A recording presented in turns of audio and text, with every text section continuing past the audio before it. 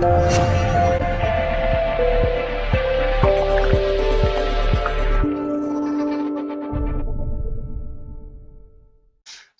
this is my first webinar, so if I get stuck, I do apologise. And if I'm not as smooth as previous webinars you've seen, I do apologise. This is the first one.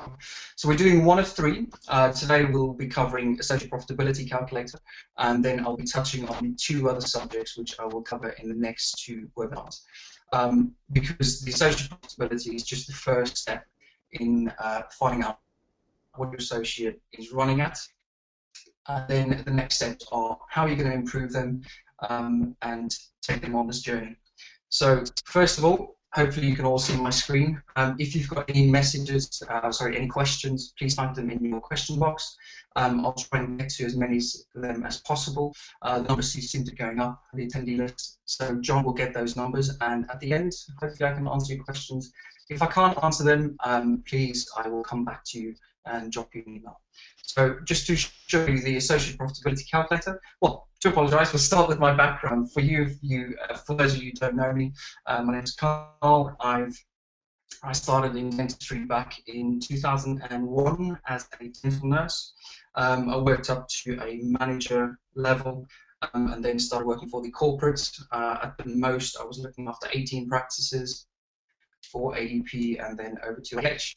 And then obviously I joined BKH, and then we set up 7connections. So that is my kind of journey into dentistry. So I've got the clinical side, I've got the technical side, and obviously this is the number side. So hopefully I've got enough experience to kind of help you on this journey. Starting with the first sheet is your Associate Profitability Calculator. Once we've done this, the next step in the journey is a weekly performance tracker, which I'm just going to flick over. There might be a slight delay on your screen, or it might just be my internet connection. And it looks something like this. I've put this kind of cover there because the numbers might freak you out and you might just think, well, it's just too much. But once I explain how the sheet works, it's excessively easy to use. And for the PMs out there, there's one or two reports that you need to print off from R4 or SOE to kind of populate the sheet. And then the sheet does everything for you. It even breaks it down into a monthly view, and then you've got each performer in your practice, associated principal, hygienists, and it covers all the kind of KPIs that you need to be covering in your practice. And then the last sheet, which we'll just scratch on, is your kind of budget, forecast, and cash flow sheet. Kind of all thrown together into one, and again I've minimized all of it just to show you what the condensed version looks like. But you've got your direct costs, and then you've got all your overheads, and you've got a month by month going where you've got your budget set up, and as your months moves from left to right, you change your forecast, which, let's move to October. So this in grey is a forecast. You can't really see it because the text, I'll just change that to black. The formula is in there, and that formula is forecasting 98% delivery. You obviously always forecast below, whether it's 98 or 95, or if you want to do 90%, it's totally up to you. So your sheet calculates, and it gives you a full year figure right here at the end. And as you go along and your forecasted figure becomes actual, you just type it over this figure, and at the end it kind of gives you, so at any point in time within your 12 months, you can see where your practice is going to end up quite accurately. Okay, so that's the last one. You've also got a nice little summary page here with end of year forecast versus your budget. So loads and loads of data, but I'm just going to go piece by piece. So the first one is associate profitability. Sorry, I'm just trying to read a message from John. Okay, John is saying I need to zoom in. Is this okay, John? Great. I will make all the other text as big as this one. Okay, so starting off, why I've covered the sheet is just so that you focus on one section at a time. I don't want you to get confused. And banners here are the other services we provide. Okay, so starting off with your practice overhead. Now, let's just first quantify what the practice overheads are. And if I shift back, and don't worry, I will make this bigger. If you just imagine this is your P&L. So you've got sales, direct costs, and overheads. So you've got your sales section, and you've got your overhead section, and your overheads, sorry, your cost of sales, and then your overheads. Whatever falls out at the bottom is your net profit. Okay. The way to quantify your overhead section is if there's no sales in a given month, hypothetically, there should be no costs associated to the cost of sales or direct cost section. So if your dentist, say hypothetically you've got one check, right? Your dentist doesn't come in for a full month. Hypothetically, you shouldn't have bought any materials, and hypothetically, you shouldn't have spent anything on lab, and you shouldn't have paid your dentist. So that's kind of how you quantify it. So everything else that still remains, that if your dentist doesn't come in, what you still have to pay at the end of the month is your overhead section. Now, depending on how you set up your business, whether I'm speaking to a practice manager or principal, director's costs might be in the overhead section. You just need to remove that because it's actually a payment to the principal, so it's not an overhead cost. So once you've quantified that is your overhead costs, then you can start using the sheet. So for this example, it's £325,000 per year. So that is the overheads that the practice is paying. The surgery use per year. Now this is the available days within 12 months that the surgery is able to generate income. So the reason that's 46 is because I assume that the dentist or associate or hygienist will take 6 weeks holiday. Now you can make this as accurate as possible with your real world data. The second section is the number of days per surgery. So 20 would then equate to 4 surgeries per week. So that is 920 days per year that the practice is able to generate income. The associate sits within that. So in his individual surgery, he is available to work for 46 weeks per year. And we are just making it really easy, guys. So he's working 5 days a week. If he works 3 or 2 or 5.5 or whichever kind of FTE figure or full-time equivalent you want to use, please enter it in there. That would then give you a total days per year that this person can generate income and add to the practice's sales line at the top. So the total days available for practice is 920, and your associate is taking 230 of that. And that's why you have to make so sure that that 230 days used is used as best as possible, because nobody else can fill that space. Okay, so that gives you a figure of 3 days that each of your surgeries is costing to run. So before a dentist picks up their drill, buying £353 per day. Your lab bills, and this is an average for the practice. Again, you can make it as accurate as possible with your own P&Ls. Look at the last 12 months. Put your percentage figure in there, and for those who aren't familiar with this kind of exercise, it's really easy. You take your total labs divided by your total sales, times by 100, and it gives you your percentage figure for your labs. You do exactly the same with your materials. Materials is 7%. The variable lab, I've had a few questions on this. The reason I've put this in there is I don't want to assume that your associates are being paid 50%. Some people pay 45% of lab because their total pay is 55 or 45 at the moment. So this figure there is just for you to kind of change. You can change all of the dark grey figures.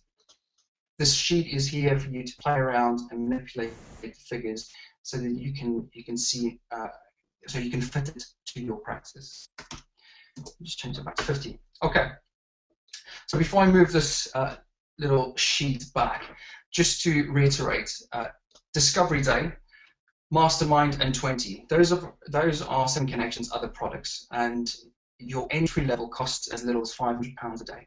Sorry, £500 a month.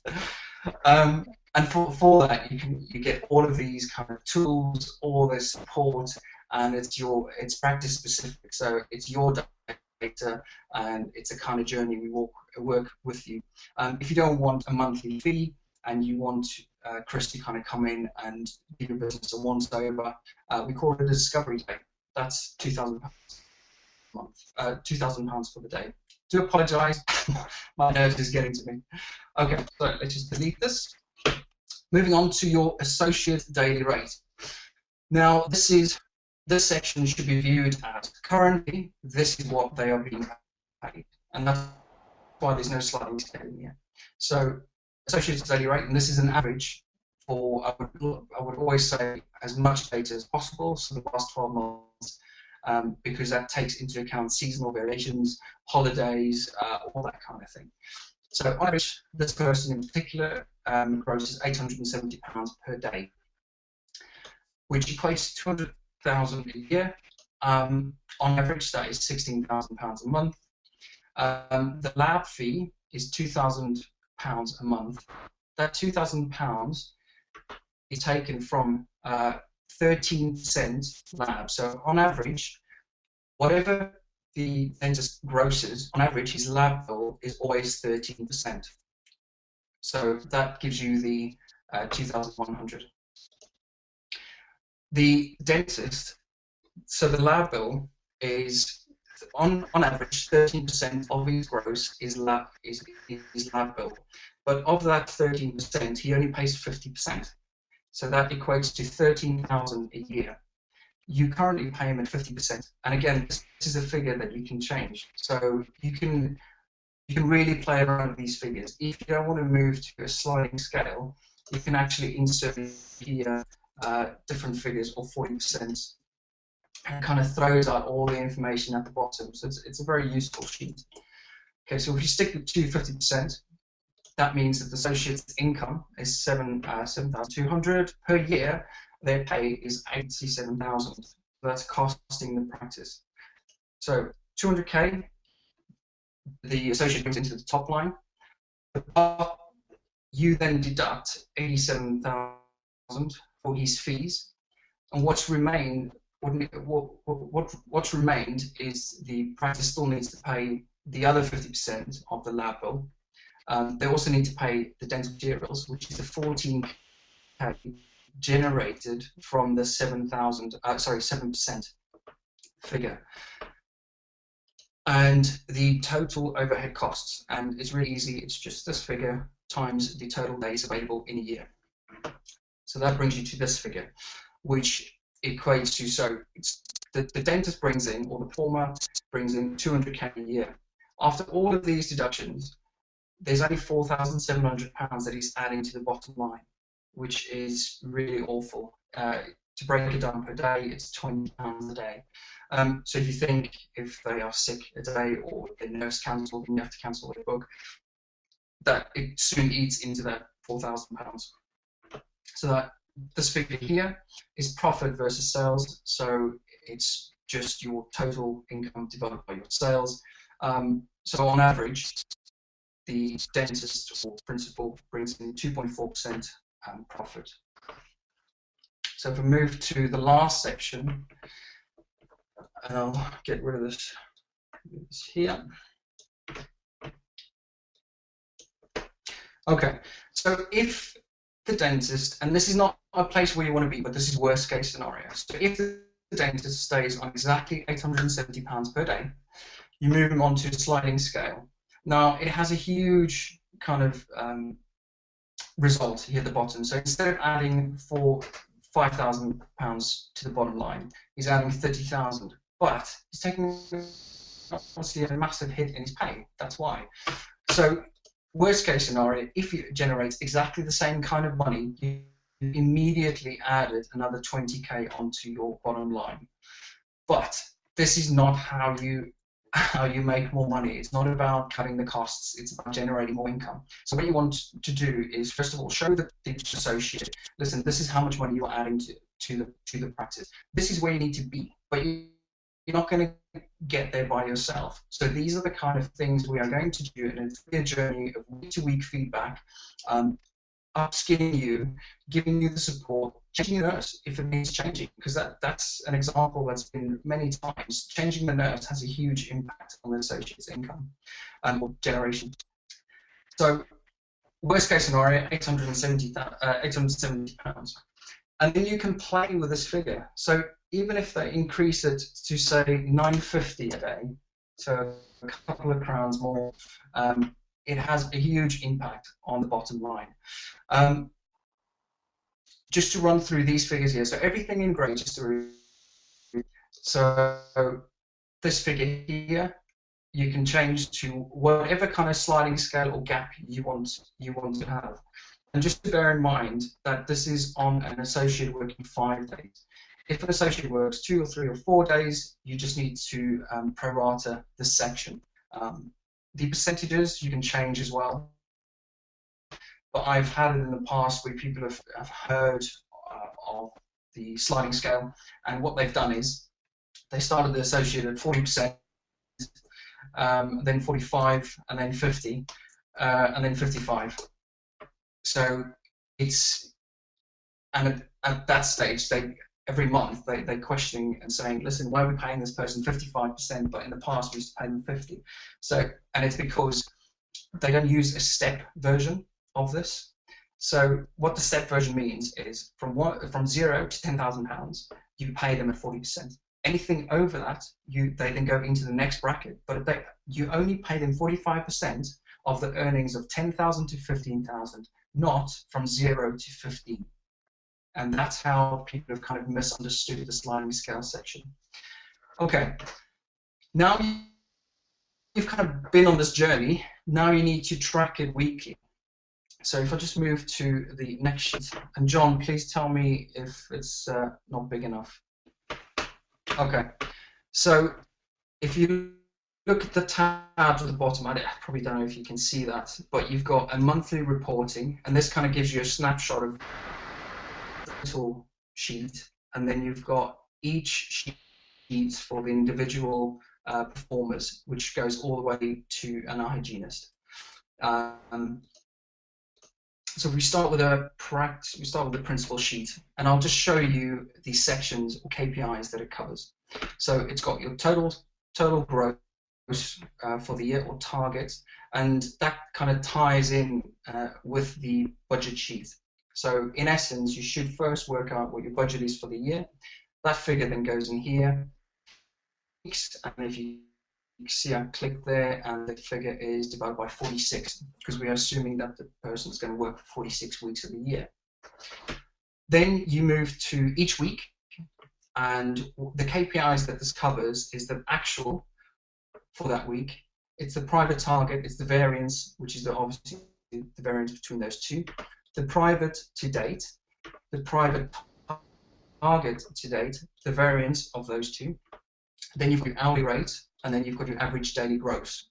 Now, for the guys that are NHS, the sheet is bigger, because obviously this whole section needs to apply to UDAs, but it's nice to know that this is a nice simple example just to keep it private. And then the other bits is new patients, number of appointments, the hours available and the hours booked, and the diary utilization.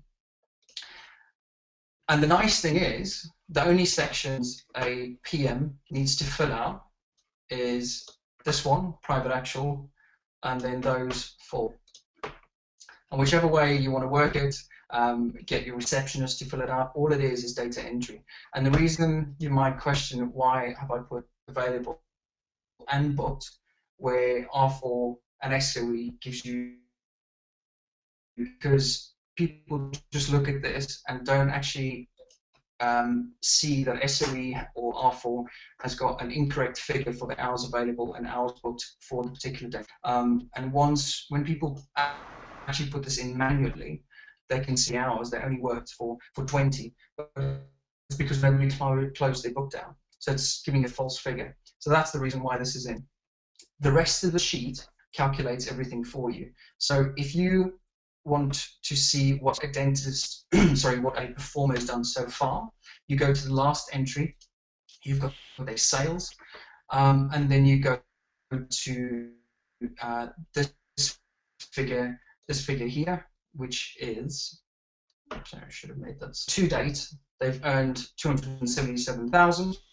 Their target year to date was 289,000. So year to date, it means that they are £12,500 behind their target, which isn't bad.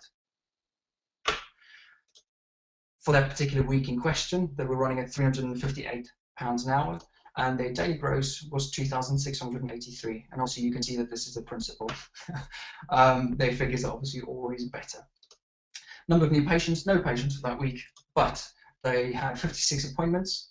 They worked for 28 hours, but they were only full for 12 hours. And the diary was 42%. Now the thing I want to show you is the week before is 95 and this week is 42. But the thing that kind of remains is the hourly rate. It kind of stays very stable. And this is the thing that you need to really drill into the dentists or the associates you're doing this exercise with, that their hourly rate roughly will remain the same because of their treatment profile. So you know as a dentist, you're treating very slightly, and what you need to do is increase your private by changing the way you work. But you can only do it so far. If your diary is running at 40%, the only way you can increase once you've increased your hourly rate is by increasing your diary. And this is where the accountability comes in. Some of the accountability is with the associate, because they need to, whenever they are full, whenever they of pounds per hour. So their hourly rate needs to be X. The other variable is their diary, and that accountability is on the practice. Their diary needs to be full, and that's why it's not just all on the associate. There is accountability on the practice as well. Okay, I hope I'm not flying too quickly over this. Just to reiterate, so each of the sheets are broken down per individual, and you kind of use this, whichever way you want to do it, but you need to have some sort of system in place that this week you ask the associate, how did they feel to do to kind of increase their gross. There was a good example of a client we worked with where we did this kind of exercise, and the associate had a cancellation. And what they did was out of character. What they used to do in the past was just say, okay, I'm going to have a coffee. But what they did this time was they actually went to reception and asked the receptionist, is there any short notice cancellation book? Is there any kind of patients we can call that they can come in for the afternoon? I've got a gap. Let's see if we can try and fill it. So it's being proactive.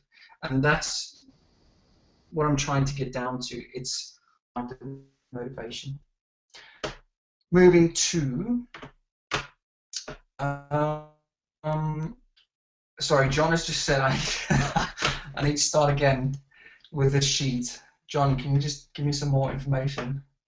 Carl, there's no need to start again with it. Just be aware there's about a 20-second delay when you switch between desktops, so perhaps get all the spreadsheets you need on one desktop instead. Okay. Okay, I'm just going to move to this one first. Okay. So the last sheet, and this, I'm just quickly going to touch over this, is the budget and forecast sheet. You clued up this manager doing this in practice with QuickBooks, or you've made up your own spreadsheet, whatever you want to use.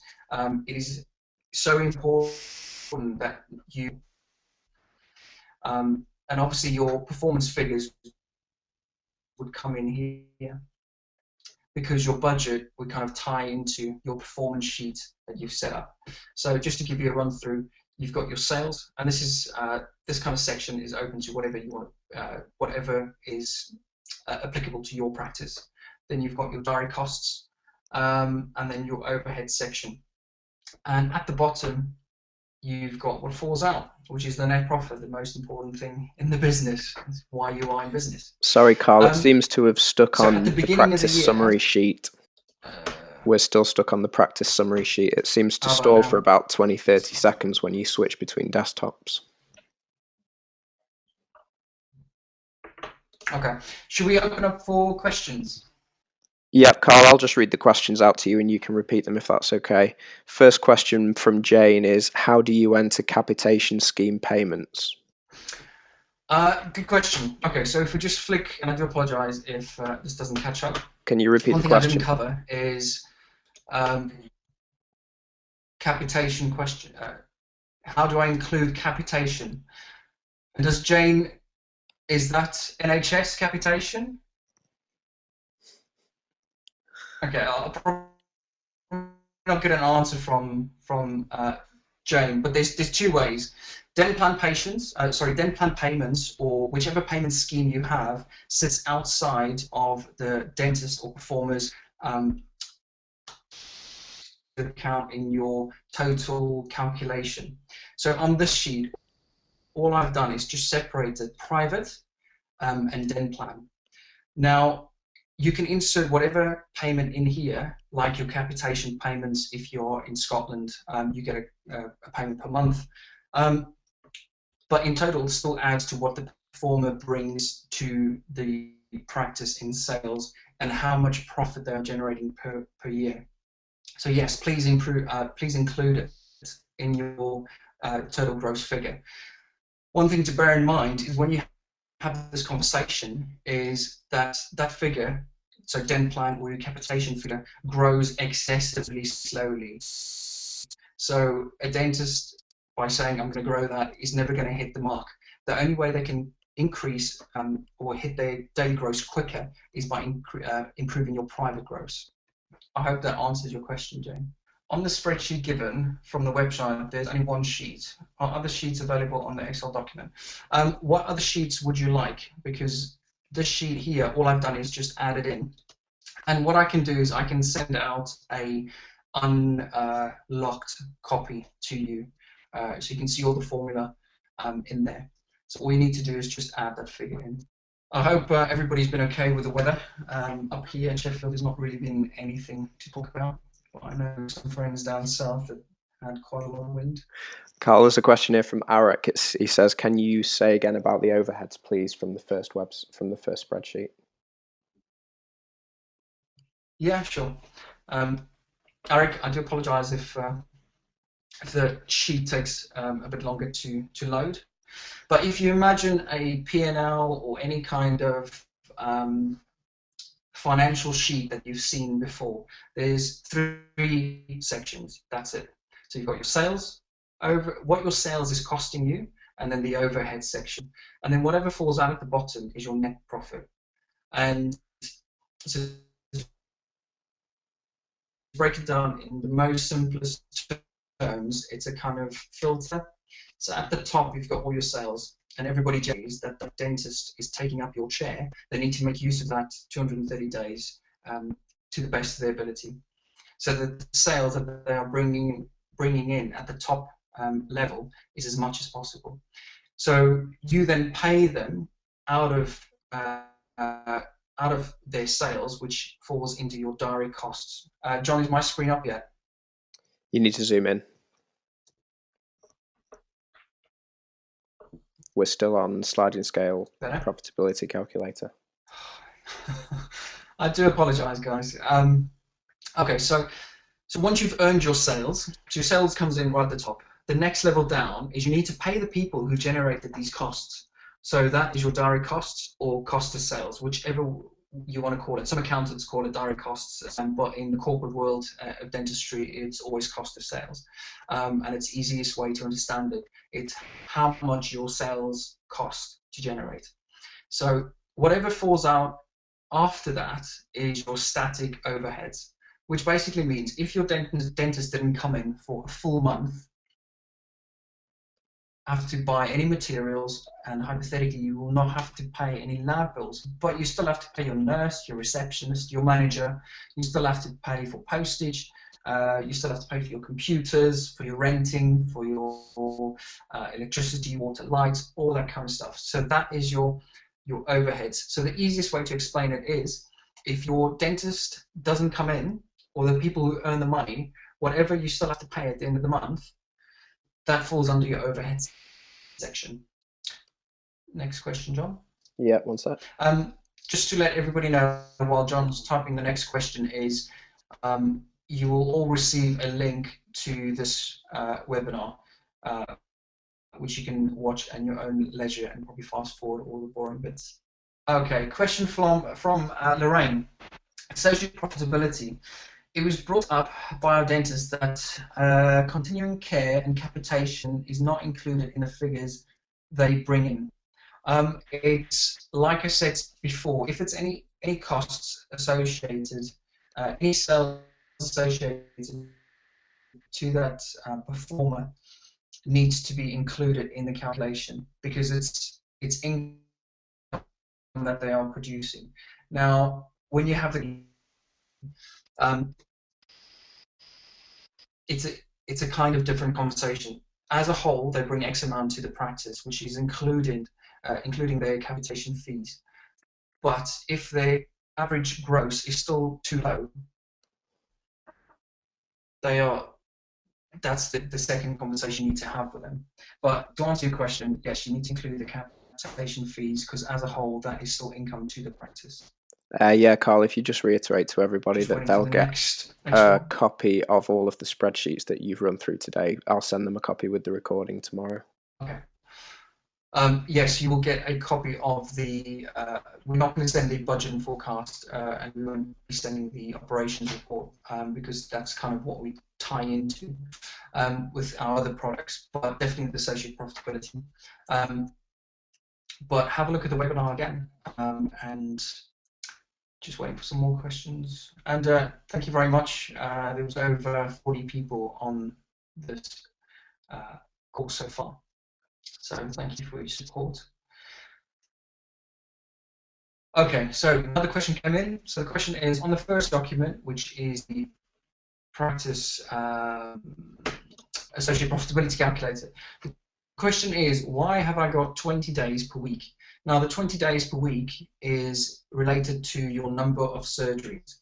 So if you've got one surgery working 5 days a week, that number will be 5. If you've got 4 surgeries, it's just 4 times 5, and that's your 20. So that's why it's 20 days. If you've got more than 4 surgeries, for every surgery you add, you just add 5 or whatever amount that surgery is available for. Just waiting for the next one.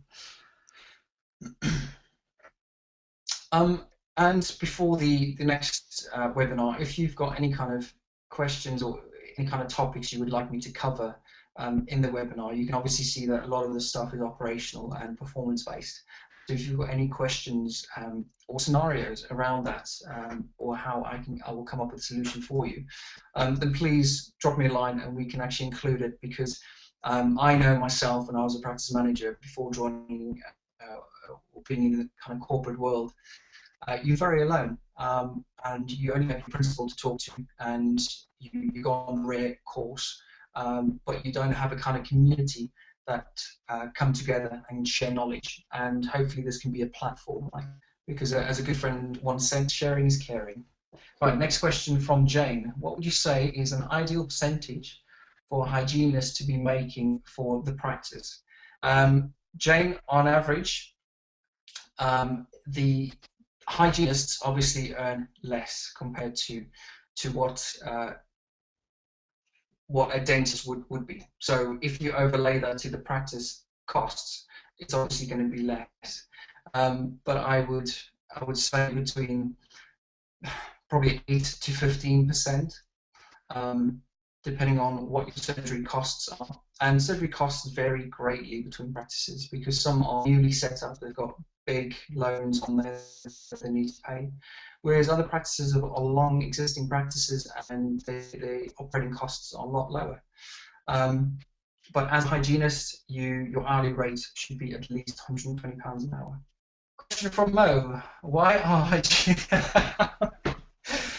Mo, you could have asked me this last week. Why are hygienists given targets when they work for prescription from dentists? I hope this is the right Mo, and I haven't offended somebody right now. Hygienists used to work on prescription from dentists. They do not now anymore. And the reason you would give an hygienist a target is because, yes, their items of service is very limited. They can only do X to Y, but sorry, clinically. But what they can do is extra things like whitening, selling sundries, what do you call it, deep scale debridement, all that kind of thing, which is things they have to actively push to a patient instead of just saying, listen, I'm the hygienist, I come in and I do scale and polishes, because that is long gone. So it's about adding value to the services already provided. Mo, I hope that answers your question, and I hope you're the Mo I'm thinking of. Is the associate's daily rate stands for his fees or his turnover? Not quite sure if I understand this. So equate fee. For me, in my world, a fee means how much he is costing. Turnover is how much he is bringing in at the top. So for this particular performer, his turnover is 200, and his fee for producing that is 87,000. So he adds 200k, but me as the practice, we have to pay him 87,000. I hope that answers your question, and it was from Anonymous. Do you all love our new branding? We've kind of stick with the colours. Right, next question from Michael.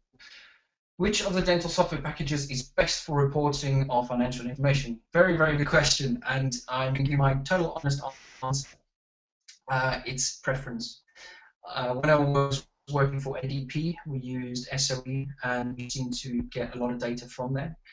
When I worked for IDH, they are R4, and they've got a central database. So basically, all the reporting gets generated on a Monday, and the computer system set up that all the data is taken from each practice. So it's a kind of automated process.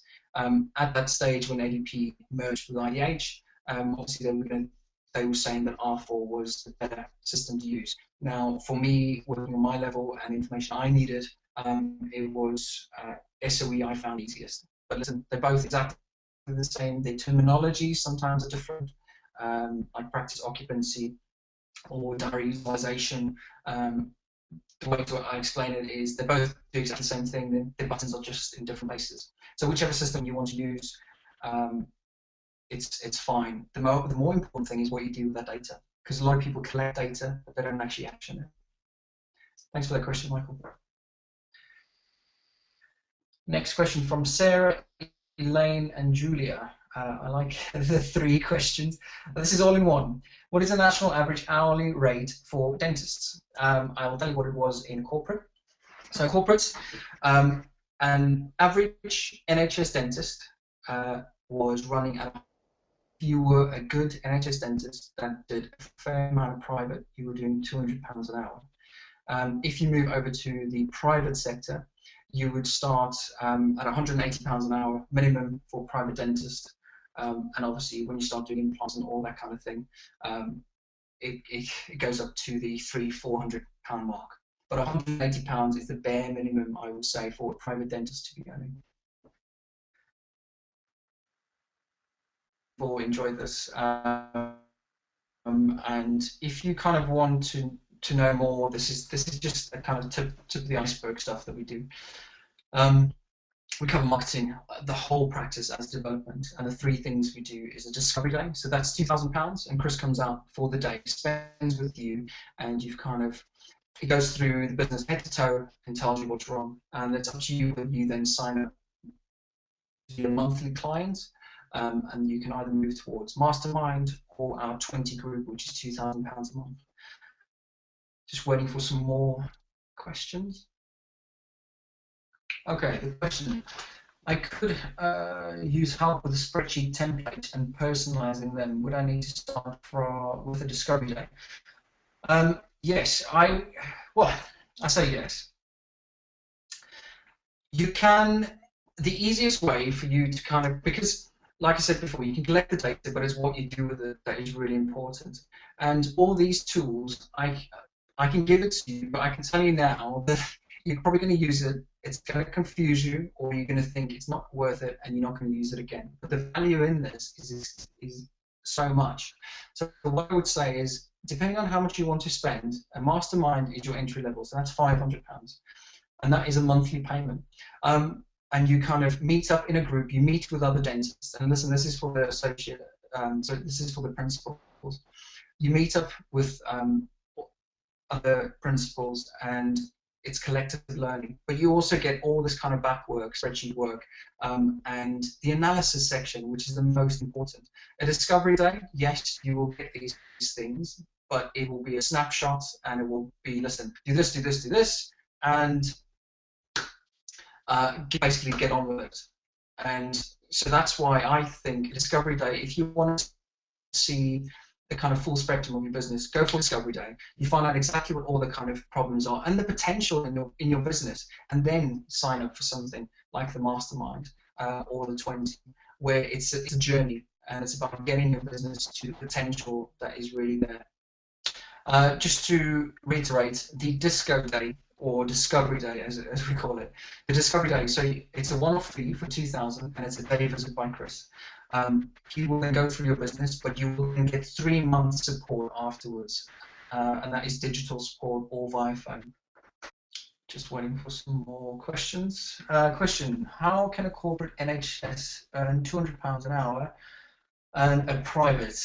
Surely the other way around. No. What I probably didn't say is a dentist in a corporate earning £200 an hour is a is a good NHS earner. So somebody who grosses, I need to be politically correct now, grosses highly on private. So it's somebody that's quite somebody doing about 50 to 100k in private sales, and they've got a UDA target of about say 7 to 8,000 UDAs. So that is somebody working 4 or 5 days with those kind of targets, running at £200 an hour. As a private dentist, the minimum I would say, and this is why I said the entry level for private dentist is £180 an hour. If you get somebody earning less than that, I think you kind of probably need to put them in a departure lounge and look for a replacement. Hopefully you won't get shot for that comment, but I just want to be honest, and I've seen this many times before, where people have got associates in their building, and they spend 6 months to try and improve them and give them all the support they need, and at the end of it, the associate either leaves or they have to replace them anyway. And this is why I said you need to get to the groundwork and realize whether this is the person really that needs to be working in that surgery. If they are, then we'll walk with them on this journey. If they're not, replace. And it's really that simple. Okay, there's another question. Does associates' daily rate represent a figure that associate generate in sales per day? Unless that is a trick question, yes.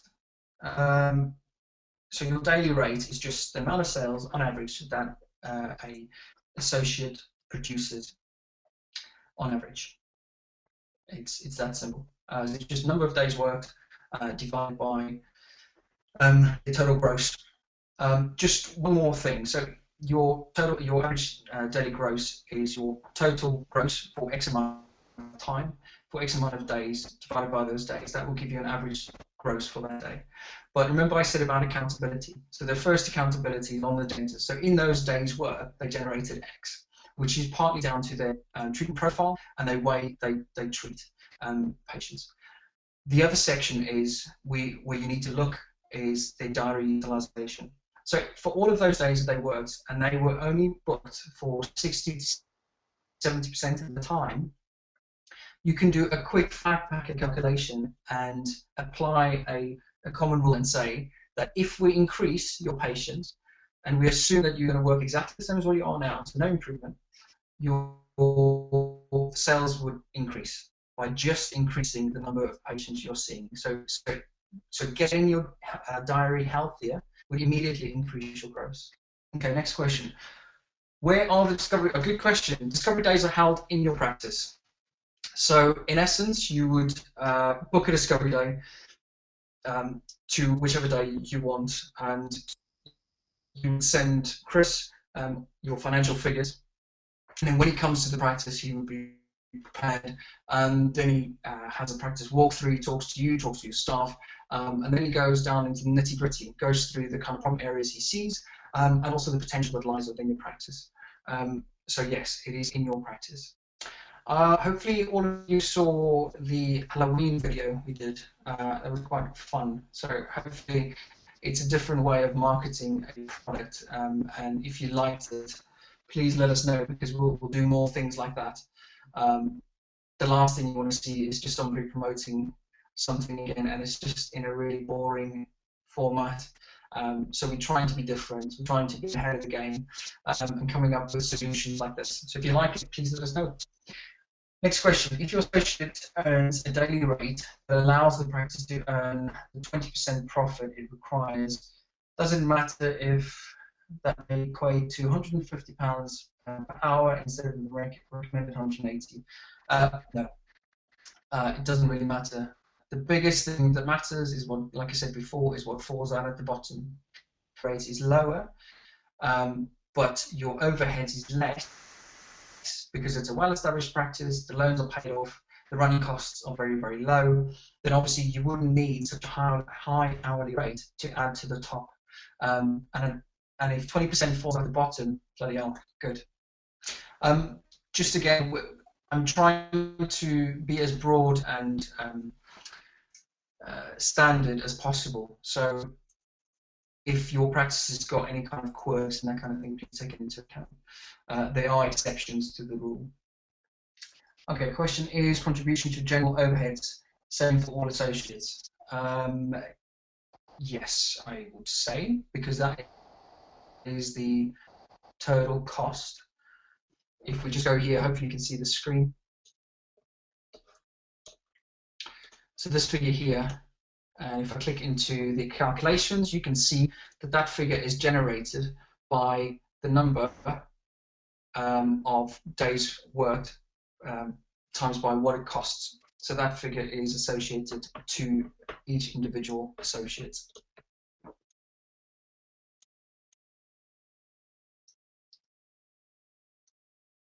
Should we, next questions come in. Should we do this exercise with every associate separately? It's a two-way answer, and I don't know your practice, but there's two ways you can do this. And you have to go back to your practice culture.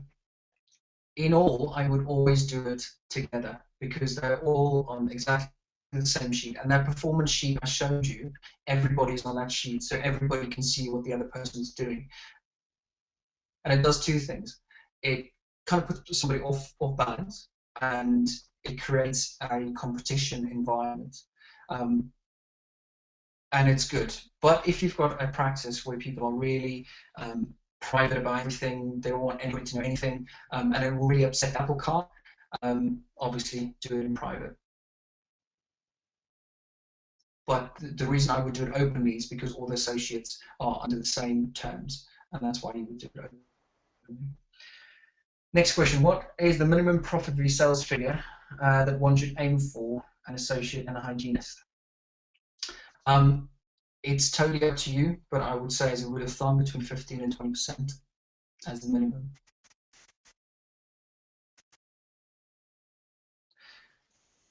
Sorry about this. I'm just waiting for some more questions. I think John's had quite a few and he's typing them out as we speak. Okay, so next questions come in, and the question is, what is the credit card charges on the first sheet? That is on your P&L. So this is what your credit cards are costing you. If you've got a practice where you only take card payments and the cash kind of income is very, very low, there's obviously an associated cost to the credit cards, which just needs to be included. But as a rule of thumb, I never really use those. because the monetary figure is so little. Okay, next question for the NHS practices. Do you think foundation training is profitable? If not, does it have any advantages? If we're talking about foundation training instead of VT training and this is my own opinion and what I've seen in the past. I've been out of NHS dentistry for some time, 2 years, so on a corporate level, so I don't quite know what things are going on at the moment. But when I was working for the corporates, if you had a VT practice, it was fairly profitable, or very profitable if you were in England. The training, whether a dentist comes out of that VT year and is also an all-dancing dentist, is questionable. Some fly out of VT and they're probably the best associates you can hire. Some of them need a lot of work. Each one are different. But as a rule of thumb, having a VT practice is very profitable. Yes, the next question, how about bank charges then? Same principle as credit card charges, possibly higher, yes. So the reason you include them is basically you're just trying to see what it is costing you to run your business, what this person is adding to your business, and how much they are either adding to the bottom or costing the business. Thank you guys for staying on the call. We're just waiting for some more questions. It seems to be a lot. And again, if you've got anything you would like me to discuss or cover in the next webinar, that'd be great. Please let me know. I'm also doing a speaking gig for Philip Suncare on the 15th of November. It's in association with Adam, and a lot of these stuff I'll be covering again. So if you want to come and see me in person and have a coffee and kind of talk about these things. Next question, do you add marketing costs on the cost of sales? No, definitely not. Marketing goes into your overheads. And the reason is the marketing is not associated to the sales of the dentist as such. It's generating leads or income for the practice, and you would put it under the overhead section. Next question. Right, so John has said, if you've got any other questions, please email John, so it's jon.barrow@7 and then connections.com.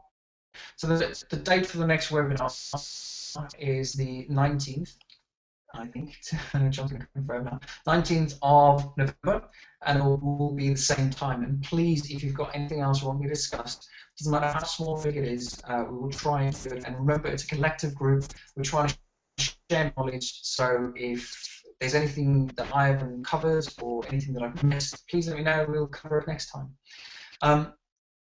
If you want all of this kind of support, remember the starting points is a discovery day at £2,000 with Chris. You get 3 months after that, unlimited email and phone call support.